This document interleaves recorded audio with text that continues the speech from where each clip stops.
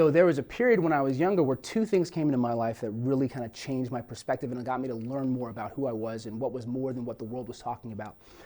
One of my friends, Joey, he wrote poetry, and I would read his poetry and I hated it.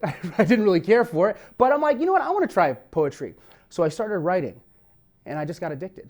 And then I stopped writing about like poetry about the world. I started writing like prose about my thoughts and what I was thinking and what I cared about. And I would even call out my own bluffs in my own writing, right? And as I became more self-aware, which is a huge, huge portion of my research and a huge portion of the work that I do, I started to understand what I cared about and what I loved. And couple that with music. My sister got a guitar when I was 16. She never played it. I would always borrow it, and I would start to create music. And I always say that if a person is able to connect to something and be able to spend time by themselves, it's something that I respect. If you're an athlete and you're a high-performing athlete or you're a musician, I know that you know how to spend time by yourself and work in discipline. And I think that being able to write consistently, being an athlete and at the same time be able to play music and write and come up with songs really got me to be able to be okay isolated, be okay with myself and not feel alone.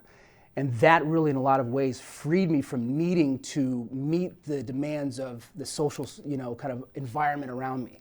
And in a lot of ways, I think that's why at such a young age, when I saw that and experienced that, I'm like, this feels better than anything else that my friends have talked about. This feels better than anything that my church has talked. This is really what my power is to be able to inspire people to inspire themselves.